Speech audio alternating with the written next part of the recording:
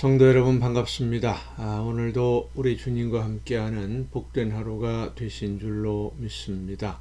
고난주간의 첫날입니다.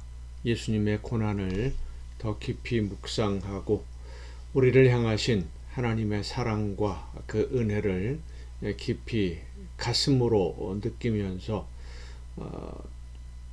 나를 대신해서 목숨 버리신 예수님의 뒤를 따라서 하나님이 기뻐하시는 열매를 맺는 길이, 그러한 삶이 과연 어떠한 삶일까 더 깊이 고민하며 기도하며 성령의 인도하심을 따르는 귀한 한 주간이 될 수 있기를 바랍니다. 오늘 우리가 함께 이 가정 예배를 통해서 은혜를 나눌 본문 말씀 마가복음 3장 1절부터 6절까지에 있는 말씀입니다. 마가복음 3장 1절부터 6절까지에 있는 말씀 봉독합니다. 예수께서 다시 회당에 들어가시니 한쪽 손 마른 사람이 거기 있는지라.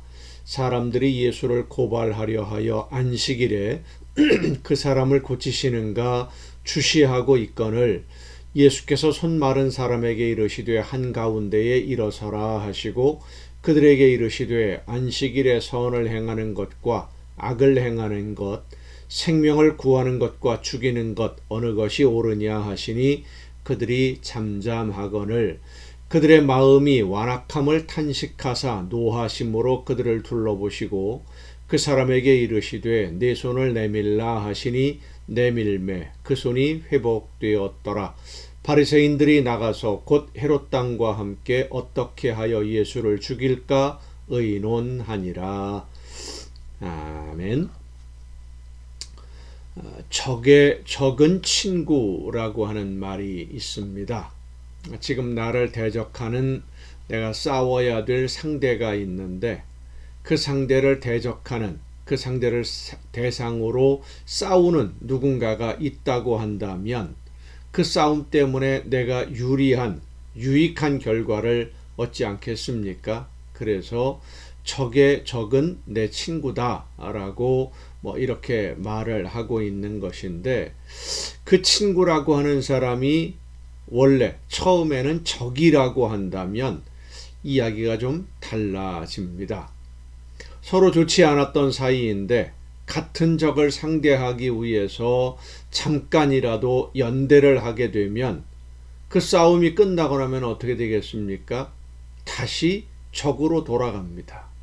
그런데 잠시 동안이라도 같은 적을 상대하기 위해서 협력하다 보면 그동안 숨겨왔던 비밀이 드러나기도 하고 전략이 노출되기도 하고 그래서 적의 적을 친구로 삼는 일은 어리석은 일이라고 할 수 있습니다. 결국은 더 큰 적을 상대하기 어려운 그런 적을 만들어내기 때문입니다. 오늘 본문 말씀을 보면 바리새인들과 헤롯 당이 함께 예수님을 죽일 계획을 세우기 시작했다라고 기록하고 있습니다. 바리새파, 바리새인들이라고 불리우는 이 사람들, 바벨론 포로 시대에 경건주의 운동에서 시작된 유대인들의 한 파벌입니다. 이들은 하나님의 말씀인 율법을 철저하게 지키고 하나님만 믿고 의지하고 섬기는 것이 선지자들을 통해 약속하신 하나님의 약속, 이사야라든지 예레미야라든지 에스겔 이런 선지자들을 통해서 하나님이 약속을 주셨는데 다윗의 후손을 구원자로 보내주셔서 예루살렘을 다시 회복시키시고 세계의 모든 왕들이 예루살렘에 와서 하나님께 경배하는 하나님의 나라를 회복시켜 주신다라고 믿는 사람들, 그러니까 하나님의 말씀대로 율법을 잘 지키면 하나님이 결국은 우리 모두를 회복시켜 주신다라고 믿는 선지자들의 약속을 믿는, 그래서 율법을 철저하게 지키는 사람들이 바로 바리새파라고 하는 이 사람들입니다. 이들은 철저하게 율법을 지키기 위해서 노력했고 페르시아의 고레스 왕이 예루살렘 성전 건축을 허락했을 때 에스라서에 보면 고향으로 가서 성전을 건축하라 라고 하는 그런 명령이 내려졌을 때 선지자들을 통해 주신 하나님의 약속이 이루어지는, 꿈이 이루어진다라고 생각을 했었죠. 그래서 예루살렘으로 돌아와서 성전을 아주 힘든 과정에서 수십 년에 걸쳐서 열심히 건축을 했습니다마는 이스라엘이 완전한 자유를 누리는 독립국가가 된 것이 아니라 페르시아로부터 시작돼서 이제 로마에 이르기까지 강대국들의 식민지로 수백 년을 지내게 됩니다. 그 식민지로 지내는 수백 년 동안 하나님이 보내주시는 구원자를 기다리면서 율법을 더 철저하게 지키려고 하는 그런 사람들이, 이게 바로 바리새파 사람들이에요. 그래서 율법을 지키지 않는 다른 유대인 파벌들을 견제하기도 하고 정죄하기도 하고 그런 가운데서 유대인들 사회에서 인정도 받는 종교적 우월주의를 가지고 있던 사람들이 바로 이 바리새파 사람들입니다. 이들은 철저하게 하나님의 말씀인 율법을 지키고 순종하는 것 외에는 이스라엘이 하나님의 나라로 회복되는 다른 방법은 없다라고 믿었던 사람들입니다. 그래서 예수님 당시의 바리새인들은 율법의 수호자라고 알려져 있었던 것이죠.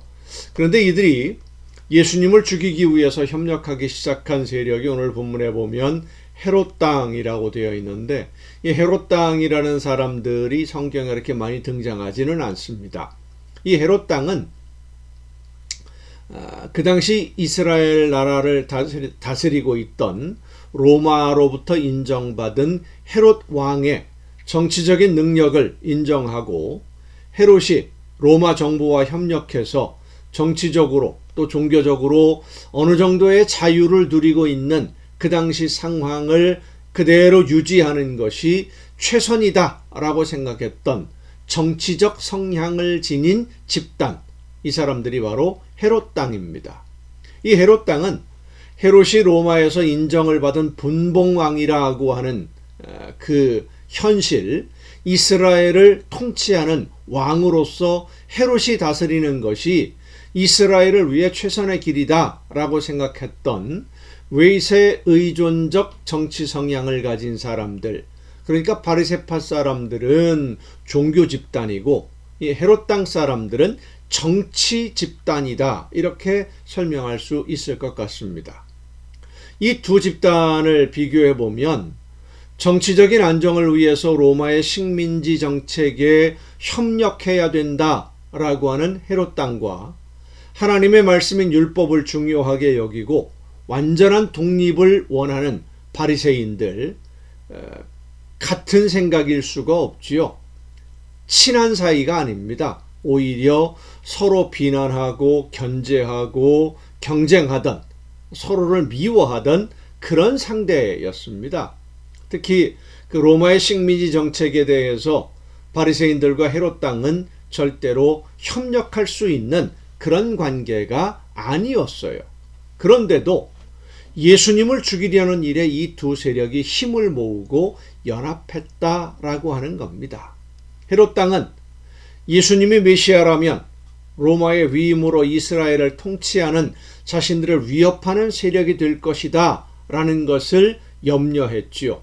처음에 예수님이 태어났을 때 베들레헴에서 이스라엘의 왕으로 태어나신 이가 누구냐, 어디에 있느냐 라고 하는 동방박사들의 이야기를 듣고 헤롯 왕이 베들레헴의 인근에 있는 갓 태어난 어린아이들을 몰살시켜라 라는 명령을 내린 것과 비슷한 이제 그런 마음들, 두려움들을 가지고 있던 것이 헤롯 당입니다.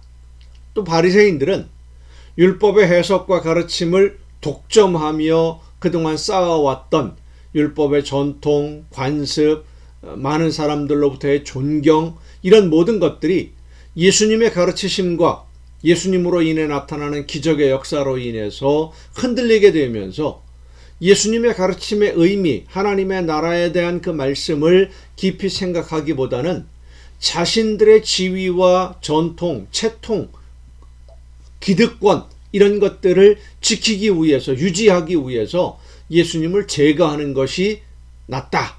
이런 생각을 갖게 되었는데, 현실적으로 정치적인 힘과 권력이 있는 헤롯 땅이 예수님으로 인해서 두려움을 가지고 있다라는 것을 알게 되면서 이 두 파벌이 연합작전을 펴기 시작했던 것입니다. 아마도 그들은 자기들이 선택한 일이 선한 일이라고 생각했을 것입니다. 그것이 최선의 길이라고 생각했겠지요. 바리새인들은 또한 그것이 하나님이 기뻐하시는 일이라고 생각했을 겁니다.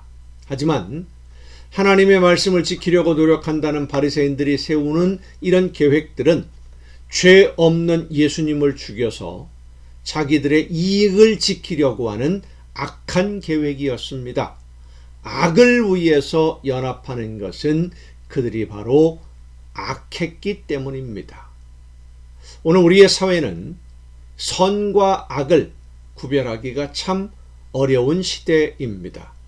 저마다 자기가 선이다, 우리가 선이다, 나라와 민족을 위하고 국민들을 위한다라고 서로 주장하고 있고 이야기하고 있기 때문입니다. 정반대의 모습을 보이면서. 그래서 우리 믿는 성도들은 하나님이 원하시는 선, 그리고 마귀가 유혹하는 악을 올바르게 분별할 수 있도록 성령께서 지혜를 주시기를 위해서 기도해야 됩니다. 나도 모르는 사이에 악을 편드는 사람이 되지 않기 위해서 기도하시겠습니다. 오늘도 크신 사랑으로 저희들의 삶과 걸음을 인도해 주시는 아버지 하나님, 하나님이 기뻐하시는 뜻을 깨닫고 하나님이 원하시는 대로 선을 행하며 바른 길로만 하나님의 나라를 향하여 예수님의 뒤를 따라갈 수 있는 우리 모두가 되게 하여 주시옵소서. 나도 모르는 사이에 내 욕심 때문에 악을 선택하는 어리석은 심령들이 되지 아니하도록 우리의 마음과 뜻과 생각을 붙드시고 주관하여 주시옵소서. 이 모든 말씀을 예수님의 이름으로 기도하옵나이다. 아멘. 여러분, 오늘도 수고 많으셨습니다. 내일 또 정한 이 시간, 이 가정 예배를 통해서 여러분 모두 함께 다 같이 만날 수 있기를 바랍니다. 내일 뵙겠습니다.